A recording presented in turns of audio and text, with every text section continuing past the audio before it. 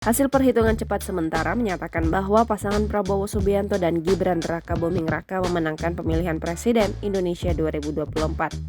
Pasangan Prabowo dan Gibran berhasil mengungguli perolehan suara sementara dibanding Anies Baswedan Muhaimin Iskandar dan Ganjar Pranowo Mahfud MD. Namun hasil perolehan suara sementara tersebut sudah membuat para pendukung yakin untuk memberikan ucapan selamat kepada Prabowo Gibran sebagai presiden dan wakil presiden Indonesia yang baru. Salah satu yang ikut memberikan dukungan adalah Titi Soeharto, mantan istri Prabowo Subianto.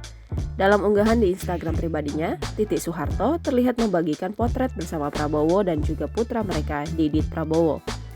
Titi Soeharto kemudian memberikan ucapan selamat atas penantian panjang Prabowo untuk melenggang menjadi presiden Indonesia. Ia lantas memanggil Prabowo dengan panggilan Mas Bowo.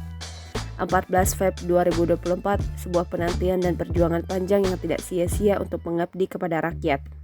Selamat untuk Mas Bowo, tulis Titi Soeharto di Instagram yang dikutip pada Kamis 15 Februari. Titi Soeharto pun berharap Prabowo bisa menjadi presiden yang amanah untuk rakyat Indonesia dan bisa membuat Nusantara meraih kejayaan. Semoga menjadi presiden yang amanah, bisa membawa negeri ini menjadi negara maju, kemah ripah loh jinawi.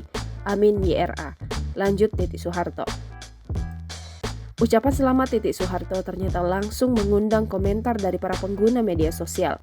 Hampir rata-rata netizen menyoroti panggilan gemas Mas Bowo dari Titi Soeharto untuk Prabowo Subianto. Bahkan ada juga sebagian netizen yang menyarankan Titi Soeharto untuk kembali merajut asmara dengan Prabowo. Balikan lagi Bu, please. Amin YRA. Sangat berharap Bapak sama Ibu bersatu lagi, alangkah bahagianya masyarakat Indonesia.